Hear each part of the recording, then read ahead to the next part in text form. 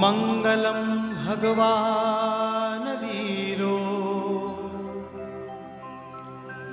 मङ्गलं गौतम प्रभु।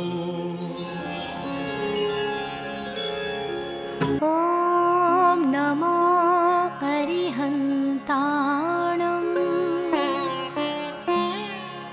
नमो सिद्धाणं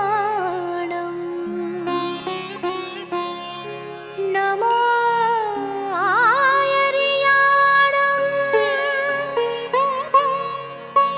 नमो वचायाणं नमो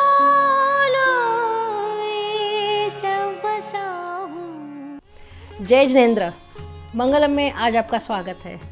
आज हम सुनेंगे एक प्रवचन स्वामी श्रुत प्रज्ञा जी से मान पर। उसके बाद में हम सुनेंगे ग्लोबल जैन न्यूज़। उसके बाद में हम देखेंगे एक नृत्य और उसके अंत में हम सुनेंगे जैन आर्ट के बारे में, जहां हमारे बच्चे हमें सुनाते हैं लिव और लेट लिव के बारे में।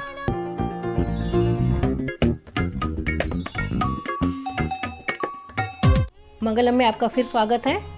अब हम सुनेंगे प्रवचन। स्वामी श्रुत प्रज्ञा जी हमें समझाते हैं मान के बारे में, जो एक कषाय है। गए सीजन में हमने सुना था क्रोध के बारे में, क्रोध के कारण और उसके निवारण के उपाय। आज हम सुनेंगे मान यानी ईगो के बारे में, क्यों होता है और किस तरह हम उसके बारे में कुछ कर सकते हैं ताकि हमारी आत्मा की निर्मलता की ओर हम बढ़ सकें। तो आए प्रवचन की ओर। मङ्गलाणं च सौवेसिं पठमं हवै मङ्गलम्। सदगुरु के चरणों में वंदना। जिज्ञासु बंधु बहनों, पिछले प्रवचन में हमने अहंकार पर विचार किया थोड़ा सा। आज हम उस चर्चा को थोड़ा सा और आगे बढ़ाए तो जैन शास्त्र में 4 प्रकार के मान को समझाया गया है। ये एक प्रकार से 4 प्रकार के मान की डिग्री है, लेवल है, उसे जरा समझिए। पहला मान है अनंतानुबंधी मान, दूसरा है अप्रत्याख्यान मान, तीसरा है प्रत्याख्यानी मान और चौथा है संज्वलन मान। अनंतानुबंधी मान को पत्थर के पिलर की उपमा दी गई है। जैसे पत्थर का एक पिलर होता है, वो कभी झुकता नहीं है, कभी बेंड नहीं होता है, तो इस तरह का मान व्यक्ति को झुकने नहीं देता है, व्यक्ति को एडजस्ट नहीं करने देता है, व्यक्ति को लेट गो नहीं करने देता है। अपनी बात की तीव्र पकड़ होती है, पिलर की तरफ मजबूती से वो पकड़े रहता है, अपनी बात को, अपने विचार को छोड़ता नहीं है। यह है पहले प्रकार का अनंत अनुबंधी मान। दूसरा है अप्रत्याख्यानी मान। उसकी उपमा दी है, हड्डी की उपमा दी है। जैसे हड्डी होती है, बोन्स होती है, बोन्स भी जल्दी बैंड नहीं होती है, लेकिन फिर भी पत्थर के पिलर से थोड़ा सा इंटेंसिटी उसकी कम है, 10-20%, थोड़ा उससे पोलाइट है, लेकिन फिर भी हड्डी भी जल्दी झुकती नहीं है। बहुत मालिश करो, बहुत तेल रगड़ो उस पर, तब जाकर थोड़ी बहुत वो मुड़ सकती है। ये दूसरे प्रकार का मान कषाय है, अप्रत्याख्यानी मान कषाय। तीसरा मान है प्रत्याख्यानी मान, और उसको उपमा दी है काष्ठ की लकड़ी की तरह। काष्ठ की लकड़ी होती, सूखी लकड़ी, वो लकड़ी को थोड़ा मालिश करो, थोड़ा तेल लगाओ, थोड़ा घिसो, तो जरा सी उसको हम बेंड कर सकते हैं। ये तीसरा मान कषाय है, जो बहुत सत्संग करे, बहुत स्वाध्याय करे, बहुत चिंतन करे, तब थोड़ा बहुत उसमें जागृति आती है और यदा कदा वो लेट गो कर सकता है। और चौथा मान कसाय है संज्वलन। वो एक ब्रांचेस की तरह, एक वृक्ष की जैसे टहनी होती है, ब्रांच होती है, इजीली आप उसको बेंड कर सकते हैं। तो संज्वलन मान में आदमी बहुत यूं सीधा चलता है, अकड़ा चलता है, लेकिन जरा सा भी कोई समझाए तो तुरंत वो विनम्रता पूर्वक झुक जाएगा। लेट को करने की उसमें क्षमता होती है। तो ये 4 प्रकार के मान की चर्चा जैन शास्त्र में आई है।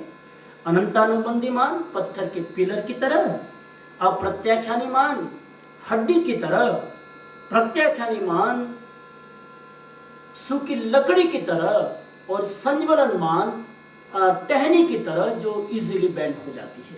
ये 4 प्रकार के मान कषाय बतलाए हैं। अब हम जरा विचार करें कि आदमी के अंदर ये मान कसाई क्यों इतना डेवलप्ड होता है, और क्यों सारे धर्मों ने मान कसाई को इतना वर्जनीय माना है, छोड़ने योग्य माना है, मान कसाई को इतना है क्यों माना गया है, उस पर जरा विचार करें।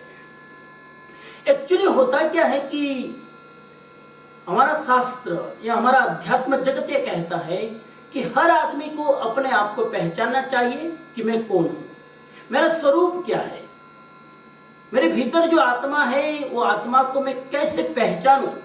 वो हर एक आध्यात्मिक व्यक्ति का लक्ष्य होता है। अब अहंकार क्या करता है? अहंकार का काम है कि आदमी अपने आप को जानता नहीं है कि मैं रियल में कौन हूं। आध्यात्मिक दृष्टि से तो बाहर के भौतिक साधन सामग्री से, बाहर की उपाधियों से अपने आप को ये मानने लग जाता है कि मैं यही हूं। तो अपने आत्मा को जाने बिना, अपनी आत्मा की अज्ञानता को ढकने के लिए ऊपर से उपाधियों के आवरण ओढ़ ले, और उन उपाधियों को आदमी स्वयं समझ ले कि मैं यही हूं, यही मेरा स्वरूप है, यही मेरी अचीवमेंट है, यही मेरी आइडेंटिटी है। तो इसलिए आदमी कभी भी अपने मूल स्वरूप को जान नहीं पाता।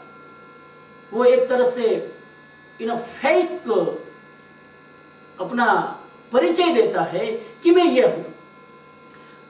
आदमी के पास जितनी सिद्धि ज्यादा हो, जितनी समृद्धि ज्यादा हो, जितना वैभव ज्यादा हो, जितनी प्रॉपर्टी ज्यादा हो, आदमी उसी को अपना स्वरूप मान लेता है। तो आदमी का जितना परिग्रह ज्यादा होता है, जितना मेरे मैं का विस्तार ज्यादा होता है, उतना आदमी का मैं मजबूत होता है। और ये मैं ऊपर से बाहर की उपाधियों से आया हुआ है, ये असली मैं नहीं है। असली मैं तो खुद को आदमी जब पहचानता है कि मैं कौन हूं, तब अपना परिचय होता है। और जब आदमी को अपना परिचय होता है तो बाहर की उपाधियां फिर हो न हो, बाहर का वैभव फिर हो न हो, उससे कोई फर्क नहीं पड़ता है। लेकिन मूल में आदमी को यह समझना चाहिए कि मैं रियल में क्या हूं। वो जब आदमी नहीं समझता है तो फिर अहंकार का जन्म होता है, और बाहर की चीजों की सारी उपाधियों से आदमी अपने आप को पहचानने लगता है।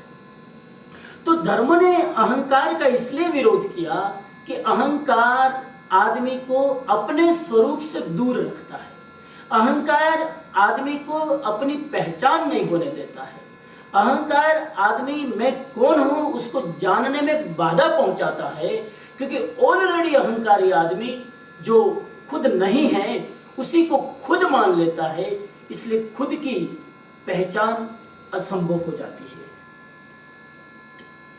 एक तरह से मिथ्या केंद्र डेवलप्ड हो जाता है, और मूल सम्यक जो केंद्र है उस आत्मा का वो विकसित नहीं हो पाता। इसलिए आदमी को अहंकार से बचने की बात की गई, बचने का उपदेश दिया गया। हमारे जैन शास्त्र में और मनोविज्ञान की दृष्टि से भी देखें तो अहंकार क्यों पैदा होता है? अहंकार का पहला कारण है बाह्य उपाधियों को अपना परिचय मान लेना, और अहंकार का दूसरा कारण है हीन भावना, इंफीरियोरिटी कॉम्प्लेक्स। जब कोई आदमी मेरे से आगे है तो मुझे अपने अंदर हीन भावना पैदा होती है कि वो कैसे आगे निकल गया और मैं कैसे पीछे रह गया, उस खुद को पीछे रहने की एक फीलिंग डेवलप होती है। उसके कारण फिर आदमी यानी के प्रकार उससे आगे बढ़ने की कोशिश करता है, उसके साथ कंपटीशन में उतरता है और फिर उसके कारण उसकी हीन भावना उसके अहंकार को बढ़ाने के लिए निमित्त बन जाती है। तो अहंकार को तोड़ना हो तो बाह्य उपाधियों को अपना स्वरूप न माने, पहली बात। अहंकार को तोड़ना हो तो दूसरी बात कि आदमी हीन भावना से बचे, क्योंकि हम कंपटीशन करेंगे तो कितनों के साथ करेंगे, जिससे भी हम कंपटीशन करेंगे उससे आगे कोई ना कोई है। इस दुनिया में ऐसा कोई व्यक्ति नहीं है कि जिसके आगे और कोई व्यक्ति ना हो। इसलिए कंपटीशन या दूसरे से आगे निकलने की होड़, ये महत्वाकांक्षा आदमी के अहंकार को जन्म देता है। उसको हम तोड़ने की कोशिश करें तो आदमी अपने अहंकार पर विजय प्राप्त कर सकता है। जैन शास्त्र में 8 प्रकार के अहंकार बतलाए गए हैं। पहला अहंकार बताया जाति का अहंकार, कि मेरी जाति श्रेष्ठ, सोशल स्टेटस। दूसरा कुल का अहंकार, कुल यानी रिलीजियस स्टेटस। मैं जैन कुल में जन्मा हूं, मैं वैष्णव कुल में जन्मा हूं, मैं हिंदू कुल में जन्मा हूं, मेरा कुल श्रेष्ठ है। अपने कुल की श्रेष्ठता को सिद्ध करना ये कुल का अहंकार है। फिर तीसरा बल का अहंकार, अपनी स्ट्रेंथ का अहंकार। मेरी बहुत शक्ति है, मैं बहुत पावरफुल हूं, मेरे हाथ बड़े मजबूत है। अपनी स्ट्रेंथ का अहंकार आदमी को होता है। चौथा रूप का अहंकार होता है, मेरा रूप श्रेष्ठ, मेरी ब्यूटी श्रेष्ठ। आदमी को रूप का अहंकार भी बहुत होता है। और चौथा अहंकार होता है ऐश्वर्य का अहंकार, अपनी धन, अपनी दौलत, अपने वैभव का अहंकार। और पांचवा अहंकार होता है लाभ का अहंकार। कोई प्रॉफिट हो जाता है, कोई लाभ हो जाता है, कोई शॉर्टकट रास्ते से आदमी ने खूब पैसे बना लिए तो उससे भी एक अहंकार डेवलप होता है कि मैं बहुत प्रॉफिट करता हूं, मेरा लाभ बहुत होता है, ये लाभ का अहंकार। और एक अहंकार होता है तप का अहंकार। ये 2 अहंकार धार्मिक अहंकार है जो रिलीजियस आदमी में होता है। तप का अहंकार, मैंने तप किया, मैंने अठाई की, मैंने मास कमन किया, मैंने वर्ष से तप किया। तपस्या करना बहुत अच्छी बात है, करना चाहिए, करने वाले का सौभाग्य है, लेकिन तप का अहंकार ना हो, ये खतरनाक है। और 8वां अहंकार ज्ञान का अहंकार। मैं बहुत ज्ञानी, मैं इतना जानता हूं, मैं इतने शास्त्रों पर मैंने पीएचडी की है, मैं डॉक्टरेट की है। इस तरह का ज्ञान का अहंकार भी आदमी को बहुत परेशान करता है। ज्ञान होना अच्छी बात है, लेकिन ज्ञान का अहंकार बहुत खतरनाक है। तपस्वी होना अच्छी बात है, लेकिन तप का अहंकार बहुत बुरी बात है। ऐश्वर्य होना अच्छी बात है, लेकिन ऐश्वर्य का अहंकार ठीक नहीं है। रूप होना अच्छी बात है, लेकिन रूप का अहंकार ठीक नहीं है। ये सारी क्वालिटी हमारे भीतर हो, पुण्य के प्रभाव से ये सारी क्वालिटी प्राप्त होती है, लेकिन उसका अहंकार हम न रखें। वास्तविकता के धरातल पर जीने की कोशिश करें, रियलिटी को स्वीकार करने के आगे बढ़ने की कोशिश करें। क्योंकि आज जिस बात पर मैं गर्व करता हूँ, हो सकता है कल वो स्थिति रहे न रहे।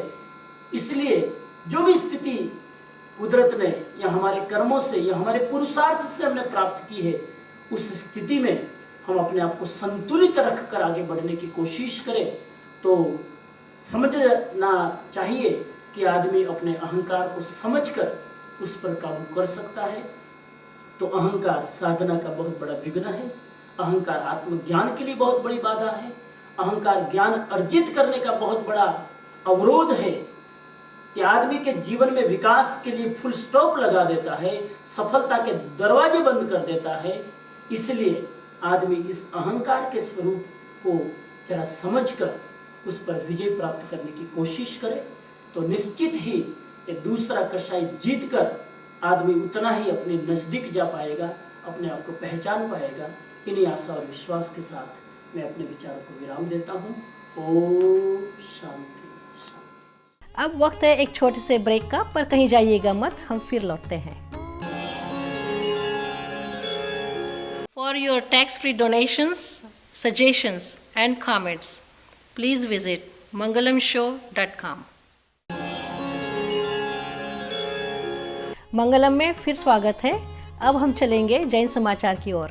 हमारे युवा प्रतिनिधि ऋषभ मेहता आपको सुनाएंगे 2010 के जैन समाचारों के बारे में। उसके बाद में हम आपके सामने प्रस्तुत करेंगे हमारे युवा लोगों का एक नृत्य, जिसे आप देखकर आनंद उठाएंगे। मङ्गलाणं च सौवेसिं Jai Janandra, welcome to Global Jain News. I am your host Rishabh Mehta. Here are some news highlights from 2010. 41 feet high Bahubali idol is installed on a hill at Songad village in Bhavnagar district.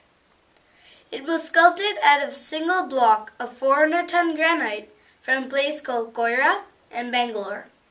Songad, where the idol is installed, is a place where the spiritual Jain saint Pujya Kandi Swami had preached the principles of Jainism over a period of 45 years. As a result, Songad assumed greater spiritual importance. The participants of the 6th International Summer School for the Jain Studies came from USA, Canada, Korea, Czech Republic, Norway, Slovenia, and Thailand. This event was inaugurated on the 5th of June 2010 in New Delhi. The topic of this summer school was Jainism, balancing professional and personal lives. The keynote speaker at the inaugural function was Professor Deepak Jain, the ex-dean of the Kellogg Business School.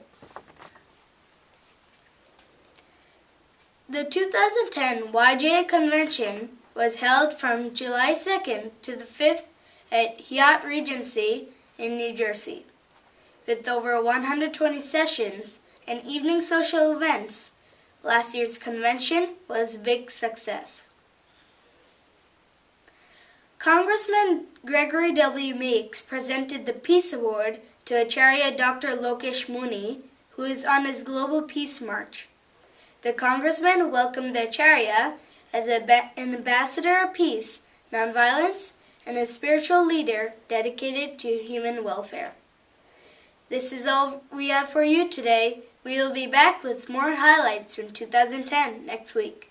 Until then, I am Rishabh Mehta. Jai Janandra. मङ्गलाणं च सौवेसिं पठमं हवै मङ्गलम्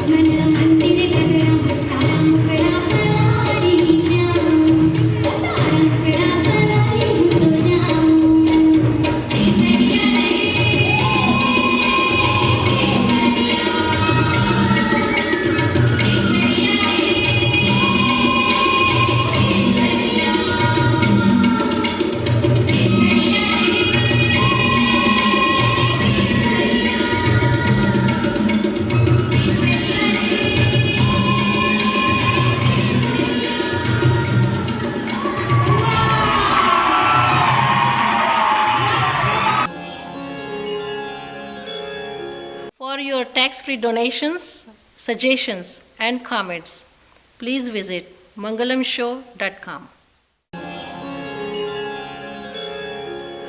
अब हम आपको ले चलते हैं एक जैन प्रदर्शनी की ओर।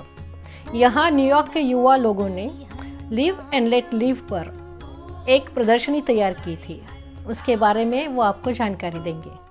मङ्गलाणं च सौवेसिं पढमं हवै मङ्गलम्। Jai Jinendra. My name is Rahul Ajmera. I am 9 years old. I participated in the Tie and Dye art exhibition on the theme Live and Let Live. Quotation on my shirt is, "Non-violence is not harming or hurting any being, knowingly or unknowingly, in thoughts, in number 1, thoughts, number 2, speech, and number 3, action." This is based on Jain philosophy of live and let live. Jai Jinendra. This t-shirt is of my friend Shreyansh Dandia. He is 14 years old. He also participated in the art exhibition on the theme Live and Let Live. The quotation on his shirt is related to, "Do you know that any food whose consumption or production causes damage to living animals, 2 to 5 sense organ beings, is considered non-edible food, for it leads to innumerable diseases and not let us experience tranquility within ourselves." This is based on Jain philosophy on live and let live. Jai Jinendra. Jai Jinendra. My name is Dave Williams. I'm 7 years old. I participated in Tie and Dye art exhibition on the theme Live and Let Live. The quotation on my shirt is about knowing the ground vegetables. For by eating it, we are damaging the lives of innumerable one-sense organ beings within it. For it is the cause of many diseases. This is based on Jain philosophy. Jai Jinendra. This is Sumesh, who is 4 years old. He participated in the Tie and Dye exhibition on the theme Live and Let Live. The quotation on his shirt is related to, "No food after sunset. A lot of microbes get harmed. This causes damage to one's own body." This is based on Jain philosophy on live and let live. Jai Jinendra. Jai Jinendra. This is my brother Dylan. He is 4 years old. The quotation on Dylan's shirt is about no egg. It can be a 5-sense organ animal. No jelly. No gelatin. It has ingredients for which animal life is harmed. This is based on Jain philosophy. Jai Jinendra. My name is Aman Shrimal. I am 18 years old. I participated in the Tie and Dye art exhibition on the theme Live and Let Live. Quotation on my shirt relate to vegetation, air, water, fire, land are all one sense living organ living beings. Man is permitted to use them for his survival, but wastage and misuses of them lead to global warming. This is based on Jain philosophy of live and let live. Thank you and Jai Jinendra. This is my friend Suhani. She is 7 years old. She participated with me in Tie and Dye art exhibition on the theme Live and Let Live. The quotation on her shirt is about even when the food is edible, it should not be consumed. If one is sick and if one is sick and it is not healthy to have it. This is based on Jain philosophy. मङ्गलाणं च सौवेसिं। आशा है आपको हमारा आज का programme पसंद आया होगा। हम आपके लिए और प्रोग्राम लेके आएंगे, लेकिन आपके विचार हम जानना चाहेंगे। प्लीज़ हमें लिख भेजिएगा mangalamshow@gmail.com पर। हमारी वेबसाइट ज़रूर विज़िट कीजिएगा mangalamshow.com। अगले हफ्ते आपसे फिर मुलाकात होगी। तब तक के लिए जय जिनेंद्र।